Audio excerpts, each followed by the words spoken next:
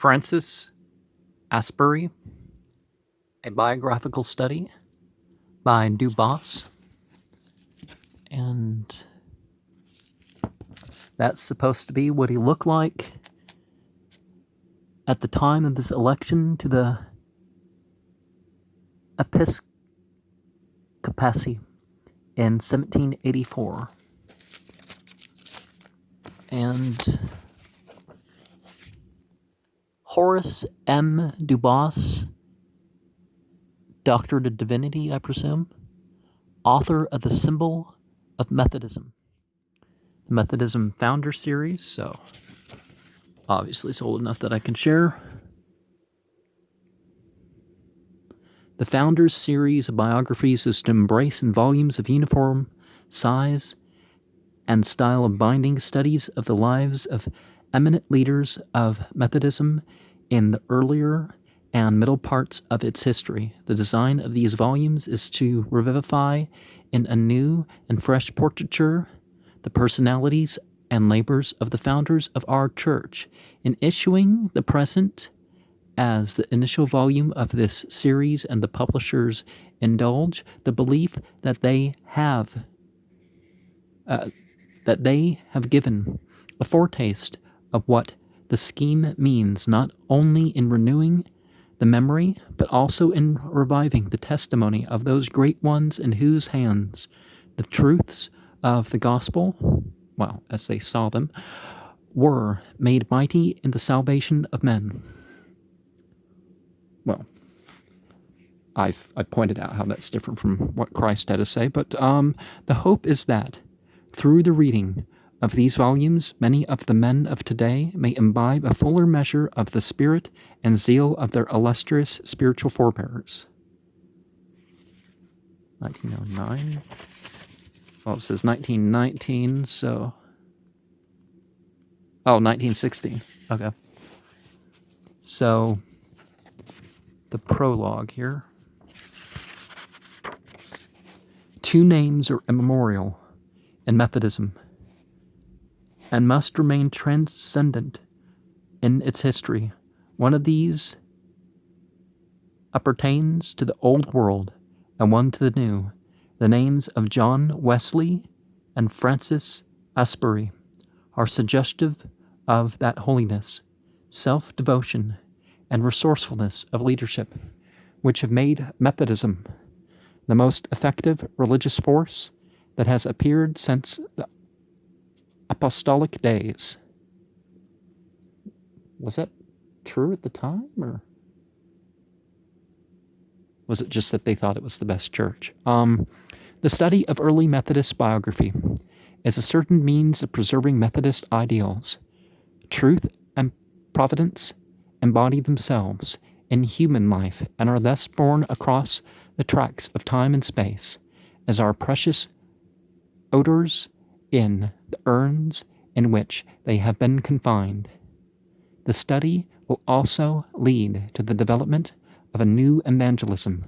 The spirit of the men of the early Methodist era was such as quickly reincarnates itself when a sympathetic contact is made with their times. It is with a view to promoting a return to these early sources of inspiration that I have undertaken to conduct a sympathetic and discriminating study of the life and work of that apostolic man, Francis Asbury. Icelandic spar has its lines of refraction so nearly coincident with those of water that a fragment of that crystal immersed in water becomes invisible. The personal history of Francis Asbury coincides so completely with the history of the early American Methodism that one sees through the story of the apostles as through transparent crystal the outlines of the age in which he wrought. The church was the travail of the apostles' faith and love. American Methodists have neither used nor honored the memory of Asbury as they should. There is inexcusable ignorance of his great work and of his great claims upon Americans in general. There is, indeed, a persistent tradition which keeps his name familiar and which suggests that he is entitled to an indefinite place in the category of innumerable saints, but there is no distinction and vital perception of the man as the chief maker of a great religious commonwealth, of which all Americans are either members or beneficiaries. I was raised LDS, and Methodism was a definite influence into that movement. And those who left the movement, who left that church, tended towards Methodism. There is almost no recognition of the man for what he was in a preeminent degree, namely one of the makers and fathers of the temporal fabric, so abstractly devoted to his apostolic mission, so utterly not of this world, was he in motive and act, that his own spiritual insistency impressed the temporal lords and teachers to the point of forgetting or overlooking the service which he rendered over and above his apostolic office to the state and to secular civilization. Well, that's not really using the word apostolic, right? Apostolic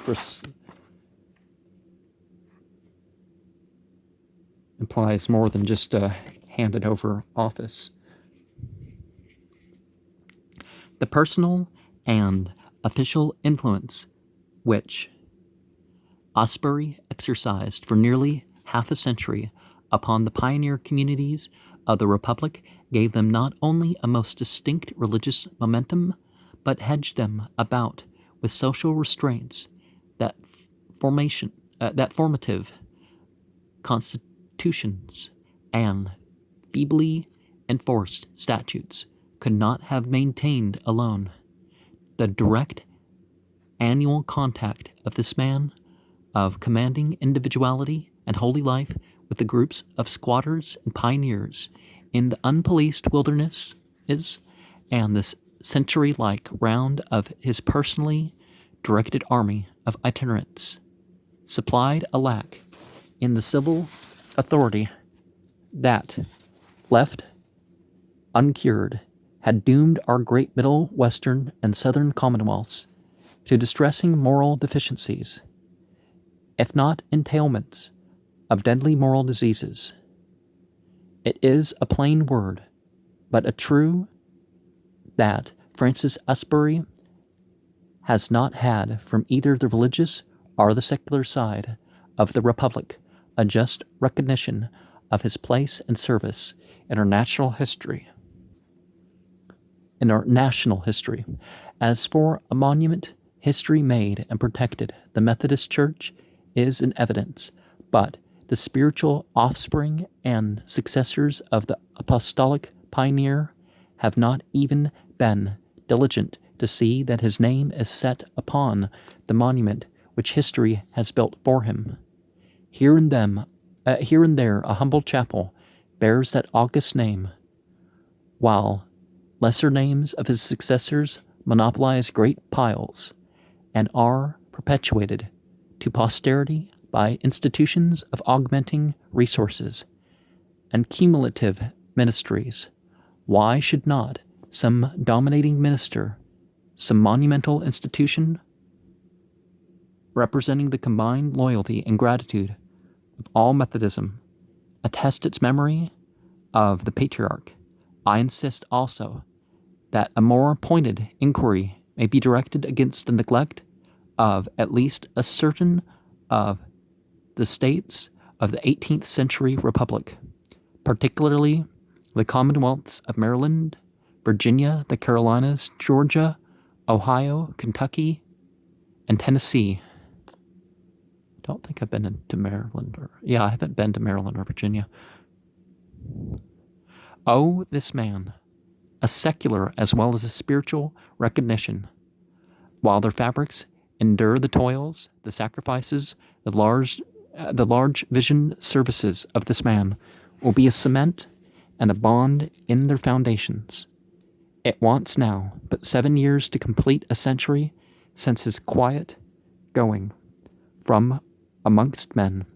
Surely the time has come for the payment of a historic debt. What is strangest still is in all this ill-fulfilled obligation is that no master of the pen has taken it as his crowning task to fully and historically portray this initial exponent of the chiefest religious order of the New World. More than one faithful and reverent-minded man has treated it as a work of love, but each has submitted his tribute as confessedly insufficient and as a pledge and hope of something completer, more ideal.